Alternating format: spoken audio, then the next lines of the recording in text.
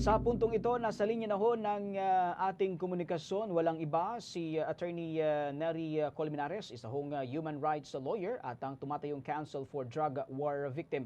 Kaugnay pa rin ho nitong naging trial confirmation ng International Criminal Court laban ho kay dating Pangulong Rodrigo Roa Duterte. Magandang gabi po, Attorney. Si Bombo Victor ho ito together with Bombo Everly Rico. Welcome to the program. Hi, magandang gabi po sa inyo at sa lahat po ng viewers and listeners po ninyo. Attorney, formal na hong kinumpirma nitong International Criminal Court judges itong trial para ho doon sa 3 counts ng murder bilang crimes against humanity against former President Rodrigo Roa Duterte. Bilang isang human rights lawyer, no, ano ho ang initial nyong reaksyon dito? At gaano kabigat itong desisyong ito ng korte para ho sa mga biktima nitong war on drugs? Well, matagal nang hinihintay ng mga drug war victims kasi na magkaroon ng trial at 10 taon na pinatay yung kaanak nila. 10, 9 na taon na eh. 2016, 2017 pa yun nangyari. Pero hanggang 2026 na, hindi pa nagkaroon ng trial. Dahil sa dami ng motion ni President Duterte na nagdi-delay ng trial. Ang ICC naman pinagbibigyan lahat ng mga hinihingi niya, kaya lalong tumagal. So natuwa kami talaga na nagkaroon ng confirmation of charges at magkakaroon na rin ng trial. So, at least kung may trial na, pwede mag-present si President Duterte ng kanyang ebidensya. Kami rin, pwede rin kami mag-present ng ebidensya. At ang mahalaga, magkakaroon ng oportunidad ang mga kaanak ng biktima na ilahad din ang kwento nila kung paano karumaldumal at walang awa na pinaslang ang mga kaanak nila. So, we're very happy sa desisyon ng ICC, ng pre-trial chamber na i-confirm ang charges at sana mag-constitute ng ICC ng pinakamabilis na panahon na magkaroon na ng trial chamber kasi iba na naman yung trial chamber na judges dyan at i-constitute pa yan ng presidency ng ICC. Oo, ito pong nangyari ngayon ay trial confirmation lang. Well, kagaya ho ng mga panawagan ho ng biktima ng war on drugs na masimula na itong trial. Pero bilang isa hong abogado, sa tingin nyo, kailan ho kaya masisimulan ito hong trial proper sa kaso ho ni former President Duterte? Well, hindi natin alam yon, ano? Pero kung tingnan mo sa mga dating kaso, probably months Months, it will take months, no? So, sana naman this year, wag naman next year. Kasi ang tagal na noon, ano? Pero ang hinihingi ko sa ICC, namin sana sa ICC, bilis-bilisan ito. Kasi, ano naman na, haba na nanghintay eh. Alam nyo, yung 2021 pa lang, mag-iimbestiga pa lang ang prosecutor. Humingi ang sila President Duterte na i-defer ang investigasyon. Pinagbigyan ng prosecutor. Kami nag-oppose noon, pero pinagbigyan sila. Halos 2 taon na nahinto ang investigasyon dahil nangangako si President Duterte na imbestigahan niya ang mga kaso dito. Wala namang nangyaring investigasyon o prosecution na nangyari dito. Ilan-ilan ang parang modelo-modelo nila. Kunyari, libu-libong namatay. So naghintay. Ngayon, September 23 ang confirmation of charges. Nung 1 taon, nag-file sila ng interim release. Suspended na naman yung confirmation of charges. Itong February lang natuloy. So sa amin, matagal nang hinihintay. Sana naman mag-focus na lang si President Duterte sa trial at wag na dun sa pag-delay ng pag-delay. Alam nyo, ang mga akusado, ang mga kakulong na inosente, they will claim their right to speedy trial. Yan ang kalagay sa konstitusyon eh. Pag nakakulong ka, may right ka to speedy trial. Para matapos na to, makalabas na ako. Si President Duterte, baliktad eh. Dinidelay niya ang trial kasi tingin ko alam niya na pag may trial na, medyo hirap na siya doon. Kasi I don't think meron silang ebidensyang ipipresenta na magsasabing wala siyang kinalaman sa drug war. Ang hirap nun. Kapag sinabi niya na wala akong kinalaman doon, tingin ko walang maniniwala na ano sa kanya, na tao sa kanya, kahit nga supporter niya naniniwala siyempre na siya ang nag-utos ng patayan, kaya nga siya binoto 'di ba? Kasi papatayin mo yung mga adik. So, I doubt very much na kung trial may ebidensya siyang ipipresent doon. Kaya as much as possible, ina-avoid niya sana ito. Pero nandiyan na tayo, nagdesisyon na, so magkakaroon na ng trial, and President Duterte will be the first Asian to be tried in the ICC. Well, attorney, tinukoy nga ng International Criminal Court na mayroong substantial grounds para ho patunayan ito hong tinatawag na common plan sa pagitan ho ni former President Duterte at ng kanyang mga co-perpetrators. Paano dito sinasagot ho itong matagal na hong defense ng dating administrasyon na ito hong mga pulis na inutusan lamang na pumatay ay dahil self-defense lang? Una muna, yung pagka-phrase nila doon sa depensa nila ay walang common plan. Wala akong utos na pumatay. So kahit nag-claim ang pulis na nakapatay siya in self-defense, hindi yan utos ni President Duterte. So, ang managot dyan, ang mga pulis.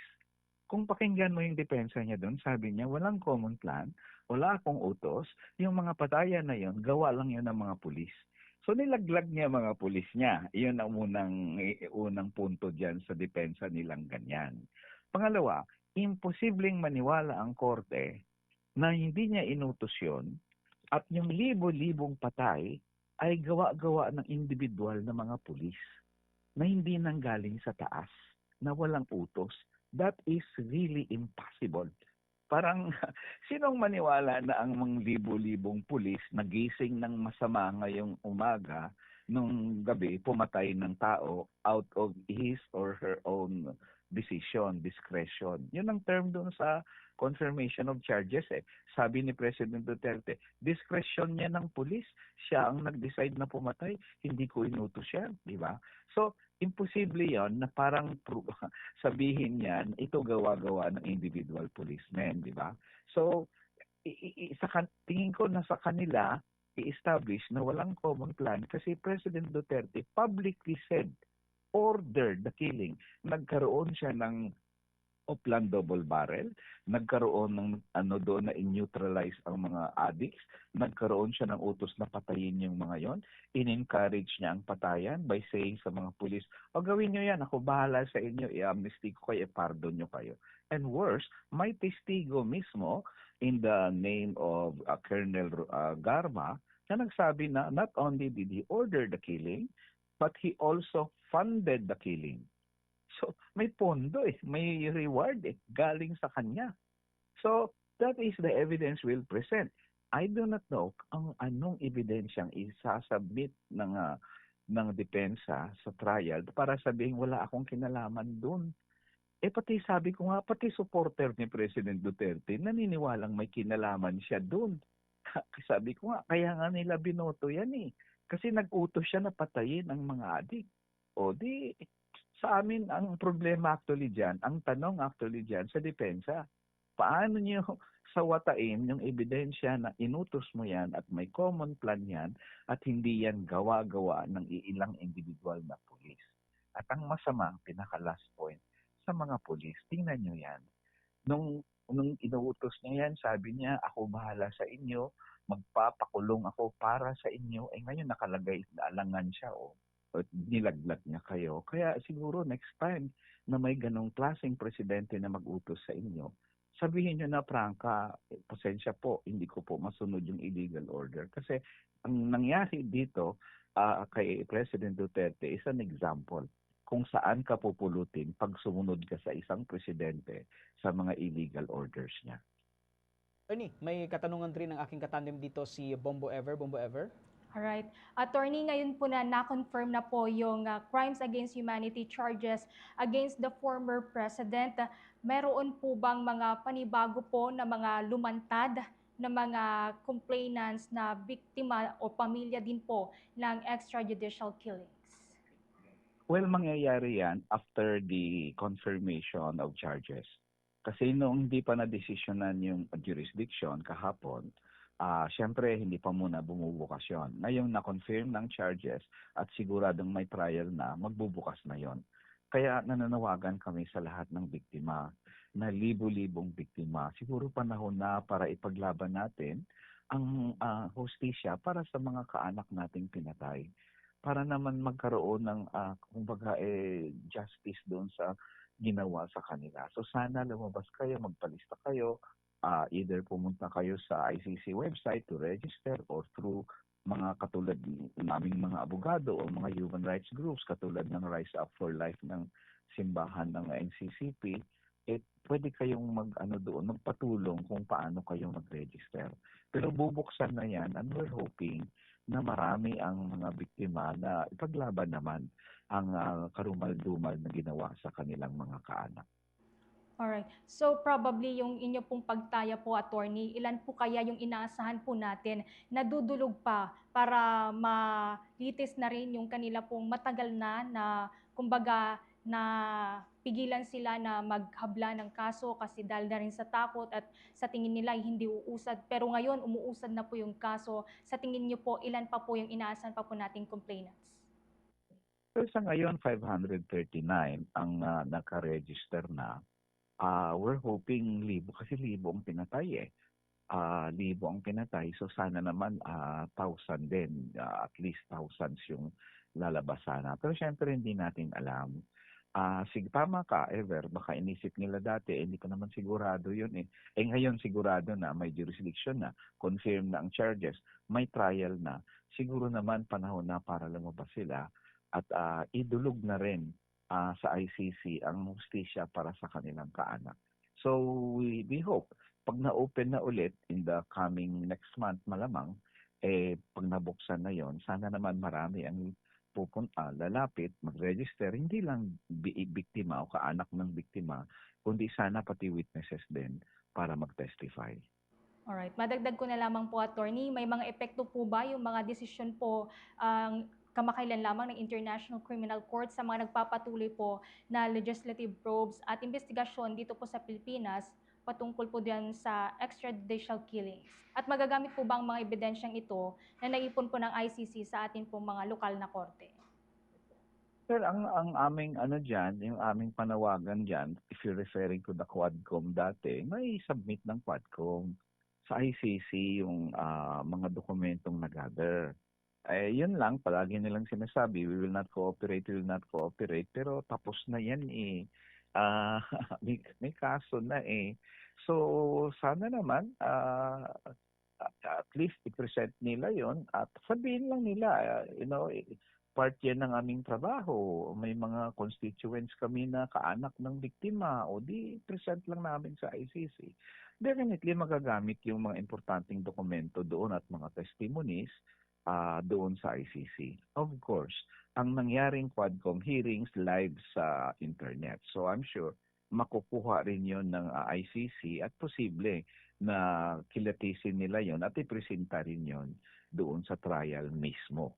But it would be better, syempre, kung ang Quadcom na ang magbigay ng official na mga documents at ma-submit na rin yon sa ICC. Alright, Bombo Victor. Attorney, panghuli na lamang po, no, baka meron ho kayong mensahe para ho sa lahat ho ng pamilya ng mga biktima at mga panawagan na rin ho sa gobyerno para tiyakin ho ang kaligtasan nitong mga pamilya ho nitong drug war victims. Walang panawagan sa mga pamilya ng kaanak ng mga biktima. Sana naman, dahil na-confirm na ang charges at may trial na, magkaroon kayo ng lakas ng loob para ipaglaban ang hustisya para sa kaanak nyo. Mensahe sa gobyerno ay sana bumalik na tayo sa ICC kasi tingnan nyo, kung walang ICC, parang isipin ng mga human rights violators makakaligtas sila. Pero gayon pa man, ang pinakamensahe talaga ng confirmation of charges at pagkaroon ng trial ni President Duterte ay ganito. Walang forever sa poder. Darating ang panahon na darating din ang hustisya. Yun siguro ang mensahe sa desisyon ng ICC kanina. At sana naman, huwag pamarisan sa message yan nilang sa mga Filipino human rights violators, kundi sa mga human rights violators sa buong mundo, na huwag pamarisan ang human rights violations na nangyari ng drug war. At darating din ang panahon na huhusgahan kayo ng mamamayan ng bansa nyo o ng ICC. So justice will win in the end for those people who persevere in the struggle for accountability and justice. Maraming salamat po. Magandang gabi sa inyong lahat. Alright. Attorney, maraming salamat din po sa oras na inilaan mo para ho sa aming imbitasyon na ito. Magandang gabi. Walang anuman. Thank you. Kabombo at Kasir Nation, nakapanin natin walang iba si Attorney Nery Colmenares, isa hong human rights lawyer at tumatayong counsel for drug war victims. Kaugnay pa rin ho nitong naging ICC trial confirmation laban ho kay dating Pangulong Rodrigo Roa Duterte. For the most trusted source of news and information, visit our website at www.bomboradio.com. Follow us on Bombo Radio mobile app, Facebook, YouTube, TikTok, and X, formerly Twitter. Like, share, and stay connected. Anytime, anywhere.